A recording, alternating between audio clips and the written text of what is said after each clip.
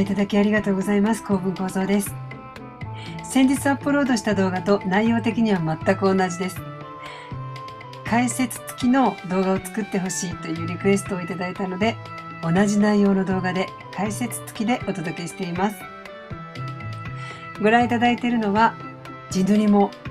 目止めも何もしていないまっさらの綿の布の上に直接色鉛筆とか鉛筆で下書きをしているところです。私はいつも地塗りをする前にこうして布の上に直接下書きをしてから制作に取り掛かっています。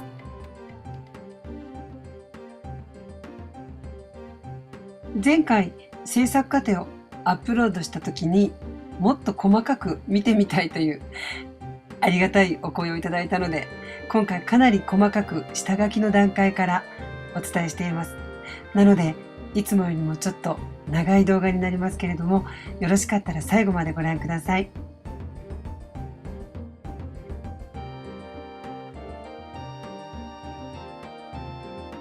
そしてこれは下塗りをしているところです。画面ではもうほとんど先ほどの下書きが消えたように映っていると思うんですけれども、実際は下書きが割とうっすらと残っている状態です。そのうっすらと残った線を手がかりに、後ほどまたその上から線を描いていくんですけれども、なんかそんな感じでとっても面倒な作業の中で作品は生まれ出ています。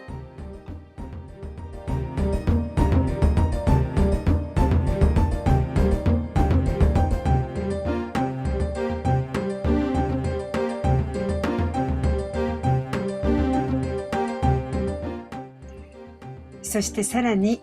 下塗りを重ねるんですけれども、これはちょっと今回初めて使うんですけれども、5分入りの貝殻の粉入りの下塗りなんですけれども、仕上がりにどんな風に影響するのか、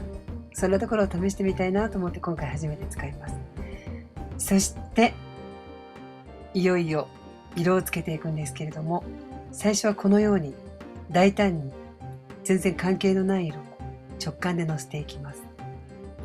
そしてそれを筆でこうぼかしながら、これからの制作過程を探りながらという感じでしょうか。そしてこれは画面全体に薄くゴールドの金色をのせているところで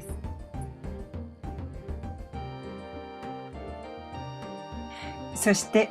塗った金色をこのように洗い流すというか、うっすら金色を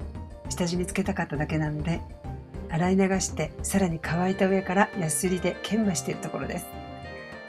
そしてこれはマスキングの作業です。背景の色を今から塗るんですけれども、顔に背景の色をかぶらないようにするためにマスキングをして、今カッターナイフを使っていますけれども、絵を切らずにマスキングテープだけを切るのはちょっと緊張します。そしてスタンプを無数に押していきます。ここから数時間ずっとスタンプだけを押す作業が続きます。本当に何個も何個もスタンプを押していくんですけれども、研修炎になるかと思いました。そしてそのスタンプの凸凹を滑らかにするために紙やすりで研磨しているところです。余分な粉をハケで払って、そして先ほどの顔に貼ったマスキングテープを剥がしています。そしてこれはうっすらとブルーとかグリーンがかかったようなパール系の絵の具を全体にのせて、乾いてから紙やすりで研磨しているところです。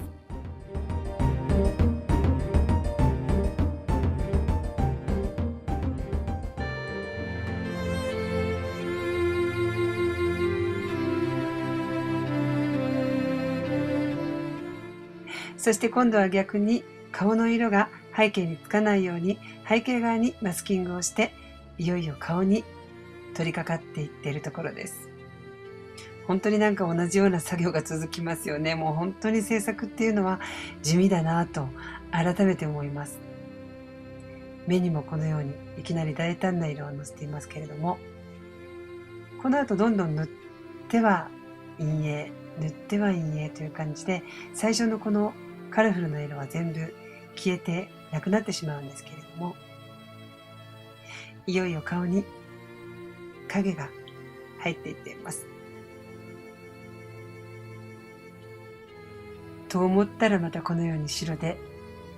埋め尽くしています。なんかせっかく塗った色を消してしまっているようには見えるんですけれども、実際は先に塗った色がうっすら残った状態の上に次の色が重なっていく。そんな感じなんですね。白に白を重ねると、なんか色が薄まってるような感じで捉えられるかもしれないんですけれども、白い色の厚みというか、何とも言えない冷たさの中に温かさがあったりとか、白を重ねるだけでも絵ってどんどん深くなっていくんですね。特に何というのか、真珠のような滑らかさとか冷たさとか、何とも言えないこの肌質を表現したいので、塗っては白を塗る。塗っては乾かし、白を塗る。なんかそんな感じの繰り返しがずっと続くんですけれども、本当に同じ作業がずっと続きます。何も変わってないように見えて、本当に少しずつですけど立体感が出ているのが分かっていただけると思います。これでも全部をお見せしてないんですね。この間にも本当に陰影をつけてはまた白く塗って、陰影をつけては白く塗ってっていうのが本当に3歩進んで2歩下がるみたいな、そんな作業がずっと続くんですけれども、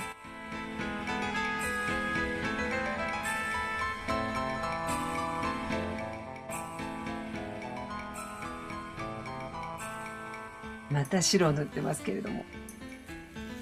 本当にこの動画ではなかなか伝わらないんですけれども、最初に白を塗った時と何回か重ねて白を塗った時ではもう完全に肌質が変わってるんですね。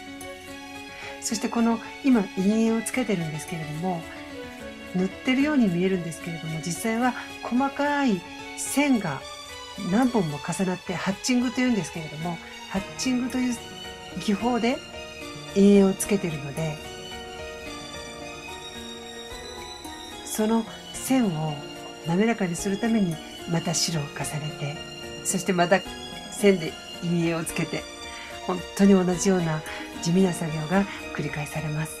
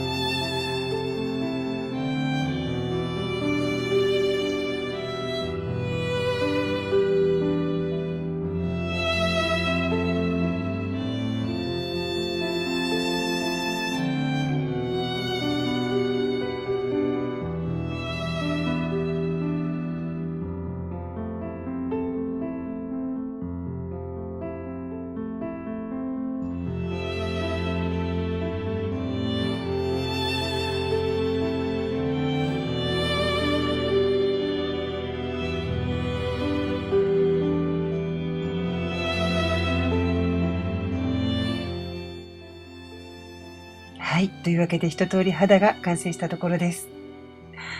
何度も塗り重ねたようには見えないかもしれません。なんだかさらって描いたように見えるかもしれません。そしていよいよ髪に取り掛かります。今回は白に近い金髪にしたいなと思ったので、下地にこのようにクリーム色を塗っています。キャンバスを逆さまにしたり、いろいろな方向から塗っています。髪の下地が塗り終わったらこのようにブルーとか茶色とかで髪の影の元となる陰影の色をつけていっています。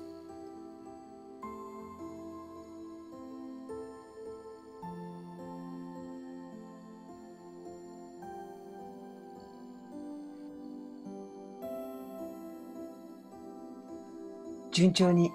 描き進めているようには見えていると思うんですけれども、実はもうこの時点でちょっと失敗が始まっているんです。ちょっと髪の毛を描く作業っていうのにのめり込みすぎてしまって書き込みすぎてるんですね。最初の予定よりもちょっと髪の色が濃くなっているんです。この辺でちょっとそのことに気づき始めて白くしようと思って今上から塗りつぶしているところです。もう一度下地のクリーム色を塗っているところなんですけれども、もう途中でもうダメかなと思ったんですけれども、逆に最初に塗った濃い色がなんとなくこうクリーム色から透けて見えて、逆に厚みになるというか深みになるというか、いい感じで作用してくれたのでよかったんですけれども、そして先ほどとはちょっと違った色で下地の上から陰影の色をつけています。ブルー系の色とか水色とか紫とかピンクとか、そういう色で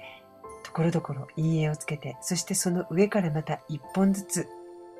白に近い、クリーム色というか金髪というかブロンドというか、そんな色で一本ずつ線を引いています。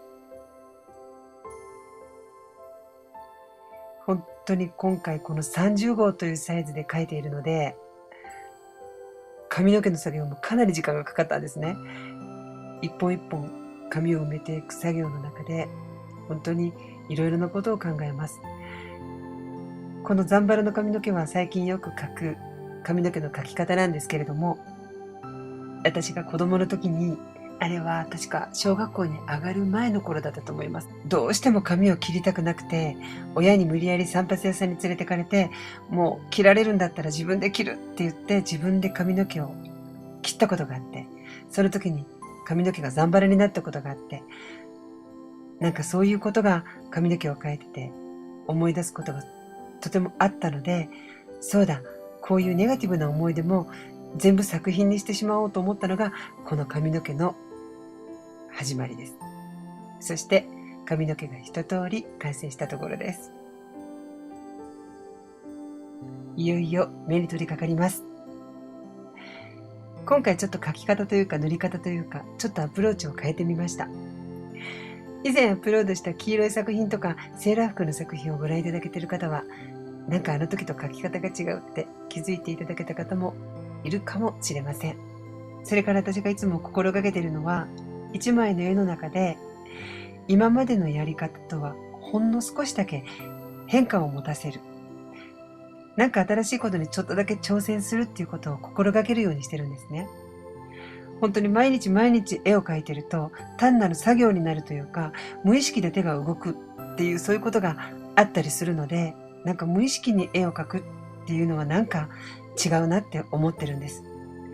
いつもとちょっとだけ変化を持たせることで制作が意識的になったりとか、何か新しい気づきとか発見があるような、そんな気がするんです。中でも本当に目を描く作業っていうのは本当に私の中でとっても特別なことなんですね。もう今までに数えきれないくらい作品を描いてきたけれども、目を描く作業の時はやっぱり身が引き締まるというか、緊張するというか、自分が試されているというか、そんな思いがあります。自分はちゃんと純粋に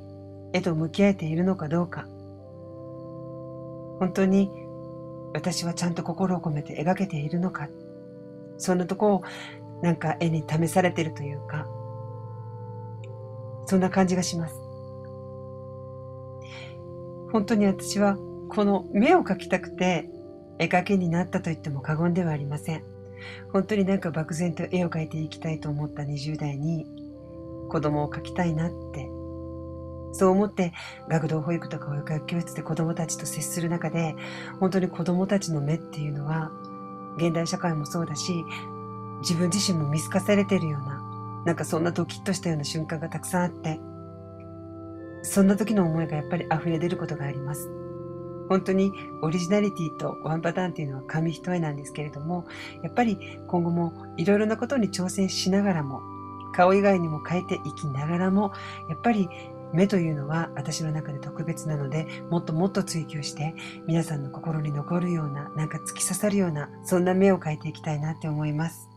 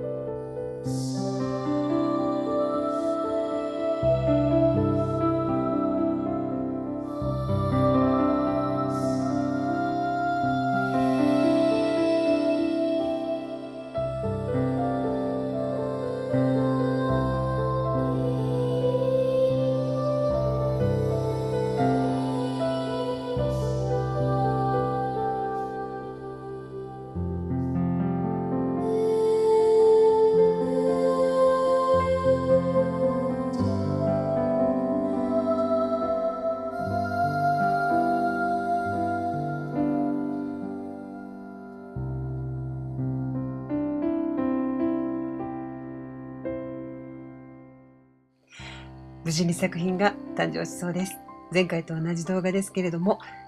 解説というか雑談付きの動画はいかがだったでしょうか。いつもよりも本当に細かい工程内容をお伝えしたので、とっても長い動画になりましたけれども、最後までご覧いただいた皆様、本当にありがとうございました。もしよろしければまたお時間のある時に解説のついていない動画をご覧いただくと、前とはまた違った見え方がするかもしれません。また今後も制作過程動画で作品の生まれる瞬間をご覧いただけたらありがたいです。それではまた。